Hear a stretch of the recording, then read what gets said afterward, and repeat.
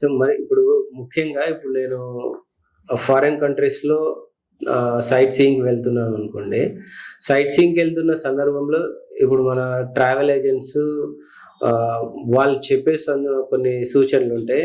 దాంతో పాటుగా యాక్చువల్గా ముఖ్యంగా మనం తీసుకోవాల్సిన జాగ్రత్తలు ఏంటి? ఇప్పుడు మనం వేరే కంట్రీకి వెళ్తే ఏదైనా ఇష్యూ జరిగితే ఎవరిని మనం అప్రోచ్ అవ్వాలి? ముందుగా మనం వెళ్ళిన ఏ పొజిషన్లో వెళ్ళినామో సేఫ్గా ఇంటికి రీచ్ అవ్వాలంటే ఏ జాగ్రత్తలు, ఎలాంటి ప్రవర్తన ఏ విధంగా ఉండాలి, మనం తీసుకోవాల్సిన సేఫ్టీ ప్రికాషన్స్ ఏంటో ఒకసారి చెప్పారా? ప్రధానంగా విదేశీ యాత్రలకు వెళ్ళడానికి అన్ని రకాలుగా జాగ్రత్తలు తీసుకోవాలంటే ప్రధానమైన జాగ్రత్త ఏంటంటే చెక్ ఇన్ ట్రావెల్స్ నుంచి ఇచ్చే సూచనలు. పాస్పోర్ట్ని అతి జాగ్రత్తగా కాపాడుకోవాలి. ఒక్కసారి ఏదైనా దేశంలో పాస్పోర్ట్ పోయిందంటే మళ్ళీ ఇండియా రావడానికి మినిమం 1 వీక్ నుంచి 15 డేస్ పడుతుంది. ఎందుకంటే కొత్త పాస్పోర్ట్ కానీ పర్మిషన్ కానీ తీసుకొని రావడం. కాబట్టి రెగ్యులర్గా కూడా చెకింగ్ ఎయిర్ ట్రావెల్స్ ప్రతినిధులు ఉంటారు, మీకు హెచ్చరిస్తూనే ఉంటారు. వాళ్ళు మా చెకింగ్ ఎయిర్ ట్రావెల్స్ ప్రతినిధులు కూడా అన్ని జాగ్రత్తలు తీసుకుంటారు. ప్రధానంగా మీకు ఎక్కడైనా ఏ ప్రదేశాలైనా ఎలాంటి ఇబ్బంది కలిగినా మా చెకింగ్ ఎయిర్ ట్రావెల్స్ ప్రతినిధి తక్షణమే స్పందించి వాటికి అవసరాలు సహాయ సహకారాలు అందిస్తారు. కాబట్టి మీకేం చింత అవసరం లేదు, ఏం జరుగుతుందో ఏంటో అని. మరి మీరు అట్లా అంటే అందరు నెగ్లిజెన్సీగా లేజీగా తయారవుతారు, అలా ఉంటుంది. ఒకటే ప్రధానంగా ఏంటంటే పాస్పోర్ట్ని, డబ్బుని ఎప్పుడైనా కూడా కాస్త జాగ్రత్తగా ఉంచుకోవడం అనేది ప్రధానమైన విషయం. ఈ మిగతా ఆరోగ్య విషయాలంటే ఎవరైనా కూడా వేరే పాస్పోర్ట్ పోయింది అనుకోండి, దానికి ఏమైనా ఛార్జ్ అవుతుందో? దానికి ప్రోటోకాల్ ఏంటి? పాస్పోర్ట్ వేరే దేశాల్లో ఒకసారి పాస్పోర్ట్ మిస్ అయిందంటే వెంటనే ఇండియన్ ఎంబసీకి వెళ్ళాలి. ఇండియన్ ఎంబసీకి వెళ్ళి అప్లికేషన్ ఇచ్చి కంప్లైంట్ చేయాలి.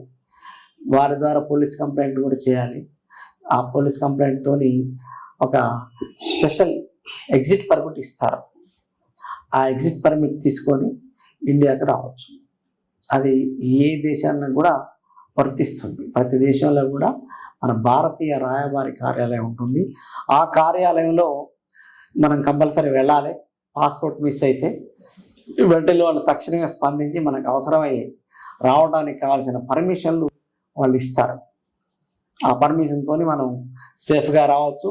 వచ్చిన తర్వాత మళ్ళీ ఇండియాలో అప్లై చేసుకోవచ్చు. కాకపోతే వర్కింగ్ డేస్ అలా ఉన్నప్పుడు మాత్రమే వీలవుద్ది. ఎప్పుడైనా సండే సాటర్డేలు అయితే మనం ఆ 2 డేస్ టైం వేస్ట్ చేయాల్సి వస్తుంది.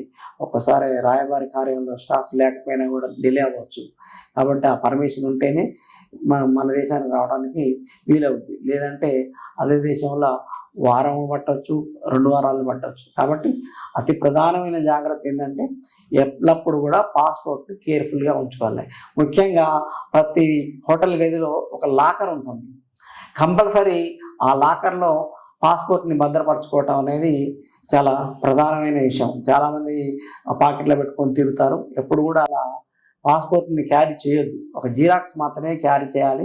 తర్వాత ఒక ఐడి ప్రూఫ్ కొరకు డ్రైవింగ్ లైసెన్స్ కానీ, డ్రైవింగ్ లైసెన్స్, ఓటర్ కార్డు ఈ 2 కూడా ఇంటర్నేషనల్లో యాక్సెప్ట్ చేస్తారు. ఆధార్ కార్డు అన్ని ప్రాంతాల్లో యాక్సెప్ట్ చేయరు. డ్రైవింగ్ లైసెన్స్ వరల్డ్ వైజ్ ఎక్కడైనా కూడా ఐడిగా యాక్సెప్ట్ చేస్తారు.